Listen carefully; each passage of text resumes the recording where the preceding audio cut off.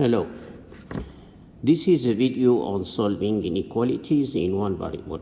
The objective covered in this lesson is applications of inequalities, such as construct and solve an inequality from a word problem, describing geometric situation such as designing a box or a juice can.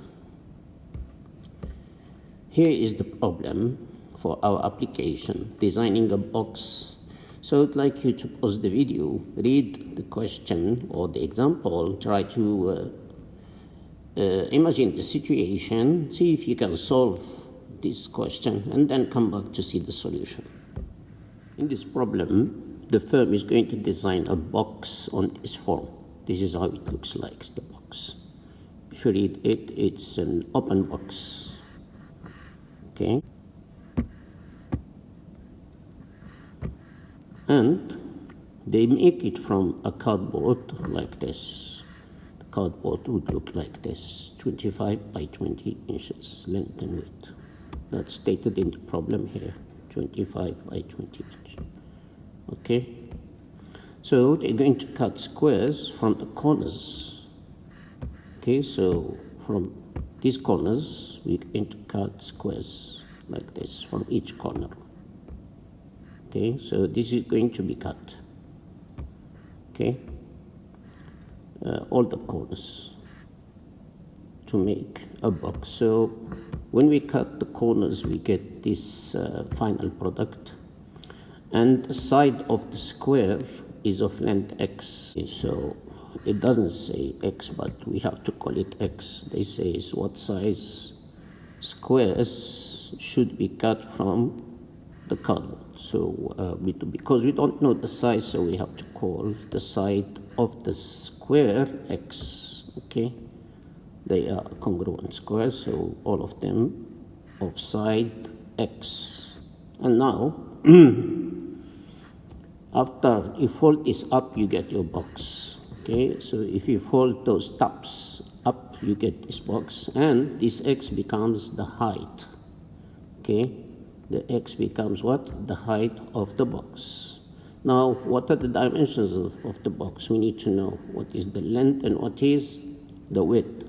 Length equals what and width equals what. We know the height. Now, how to get that? We go to the original card. This is our card. So this length, before we cut it, is 25, but we have to cut this length here. We cut x from this side and x from this side. That means it's 25 minus x and minus x, which is exactly 25 minus 2x. That's what you are left with on this cardboard. That means this length here that is left after cutting the squares is 25 minus 2x. The same as the width. This width here, this here, is exactly 20 minus the two pieces that we cut, this x and this x. So minus 2x. Okay? So this is what we get. We get the length of the cardboard was 25. After we cut x from both corners, we get 25 minus 2x as a length for the box. So this box here, the length is 25 minus 2x. And also here, the width of the cardboard is 20. We cut x from both corners to get 20 minus 2x as the width of the box. So this box has a width of 20 minus 2x. Now we have the dimensions, length, width, and height. We can move on to use the volume information. However, before we move on, we need to know that x should be between 0 and 10 in this situation. Why? Because if you want to cut this amount or this length, which is x, from a total of 25, this is 25, and this is 20, okay? So if you want to know how much you can cut from this side you can cut this x, which should be between 0 and half 25, 25 over 2. Because you cut one x from this side and one x from this side. Okay, so you have to cut like 2x. If you cut x and x, you have to cut 2x. Normally is 2x less than 25. You get x less than 25 over 2. Okay, but the width is smaller. Can you see the width is 20? So in this case, we have two constraints, x less than 25 over 2, and with the same argument, we explain that x should be less than 20 over 2.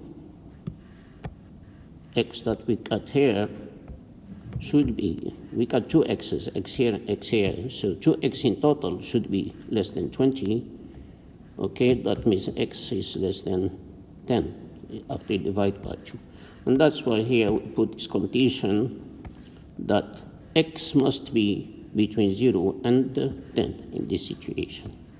So these are the dimensions of the product, the final product. This is your length, 25 minus 2x, this is your width, 20 minus 2x, and this is your height. Okay?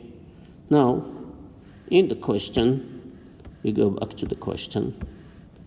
In the question, it says, what size square should be cut from the cardboard? However, they here mention what is the volume required.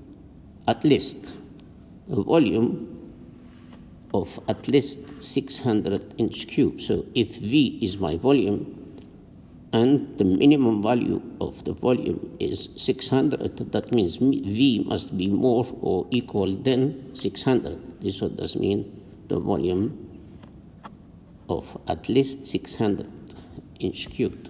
So in our problem, we have to calculate the volume using the volume formula for a cuboid. Okay, so the volume is length times width times height. The length is 25 minus 2x, as we said here. The width is 20 minus 2x, as we said here. And the height is x. So this is our volume. This volume is required to be at least 600, and that's why we put our volume more or equal than 600. Okay? So we expand this. Okay, you can try to expand these brackets together to get this expression after expand. And then you subtract 600 from each side, okay, to get 0 on the second side, and minus this 600 here. Okay, so this is my inequality. As you can see, we reached our objective in this lesson, which is using inequalities. This is inequality using a polynomial of cubic degree. We have to rearrange this one, make it in standard form. So when we rearrange it, we get this inequality. I can see that I have two common factors here in the 4, 90, 500, 600. So I divide by 2 every single term in every single side, and I get this simplified inequality. So I'm going to discuss this one. We can do it graphically, we can do it algebraically. So what you need to do is to find the zeros of the polynomial, the zeros of the cubic. You can use your calculator to find these zeros, okay? And you get approximately these three zeros, 14.7, 6.2, 1.7, around in the solutions that you get in your calculator. Then we create a sign chart. Of course, we have to just focus on the values of x between 0 and 10. So this is my number line, this number line here. So on the number line, we're going to plot our zeros, 14.7, 6.2, 1.7, in order, 1.7, the smallest value, 6.2 next, and then 14.7. Also, we have to decide on the values of x that we have to focus on, which are between 0 and 10. So I put my 0 here, that's the minimum value of x, and I put my 10 here, that's maximum value of x. I'm not interested in what is going to happen outside this interval. Okay, so I need now to plot my zeros. So at 1.7 we have a 0, at 6.2 we have a 0, and at 14.7 we have another 0. Okay, now what happens to the polynomial, the sign of the polynomial on this number line? So what you need to do is very simple. Just take your calculator and enter this expression into your calculator, okay, using the alpha key, okay, and then calculate f of 1, f of 2, f of 7. How do we choose these values? I choose this from the sign chart. For example, here, 1.7. In the interval between 0 and 1.7, I can pick up any value of x here. So a friendly one, which is 1. This is x equals 1. It's in this interval between 0 and 1.7. I calculate it, I get negative 93, which is negative. I'm looking for the sign. So it's negative, and that's why we have to put here negative. Okay. Now, f of 2. 2 lies here between 1.7 and 6.2. Okay, in this interval, I calculate f of 2, I get 36. This is a positive value, that's why we decide that our polynomial is positive in this interval. And then f of 7, which is more than 6.2 and less than 10, 7 is here. Okay, I calculate f of 7, I get it negative, and that's why my polynomial is going to be negative between 6.2 and 10. Here we are, we have the sign chart. I'm going to clear this. Okay, this is how you construct your sign chart. That means here we are dealing with inequalities, polynomial inequalities. The polynomial is cubic. Okay, in general, the cubic always has an alternate sign. Alternate, that means you can be smart enough to know that if you get here negative, that means here is positive, here is negative. Now, the solutions of the inequality that is in our problem, okay, this inequality, I got it from the volume, if you remember, from the volume more than 600, volume more than 600, this volume, or from the simplified form, this one. So what are the solution of this inequality? What does it mean? This means that more than or equal than 0, that means the polynomial is positive. Positive or 0. Okay, that's what does mean, more or equal than 0. So I look for the intervals, values of x, for which the polynomial is positive. So here, as you can see, it's negative. Here, it's negative. Here, we are not concerned. It's not in the domain of our application. So we are concerned about this part, positive, which is between 1.7 and 6.2. These are the values of x. So, or the solution of this are the values of x between 1.7 and 6.2.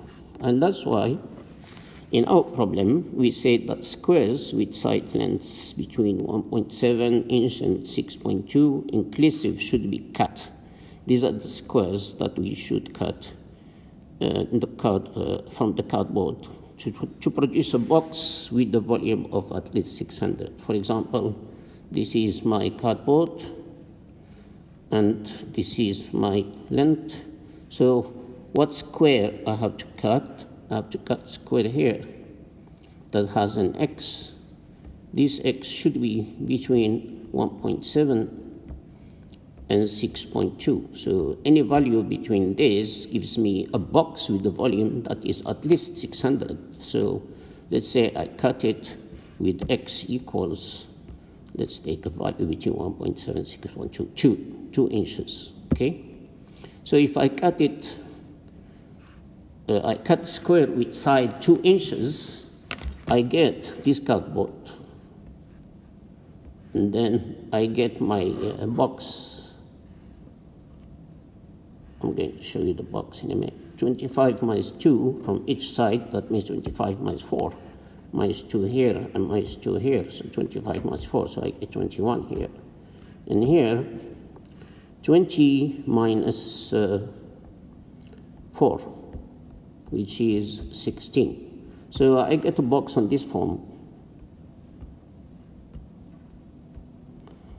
Okay.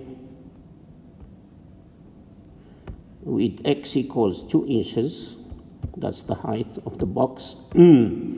And length and width 21 and 16. So this length is 21 and this width is 16. If you calculate the volume, you get it at least 600. So multiply 21 by 16 by 2 and see how much you get. You get something less, at least 600, more or equal than 600. You can check this yourself. Okay, let me grab my calculator and check it. So the volume is 672 inch cubed, which is more than 600. This is our problem. Thank you very much.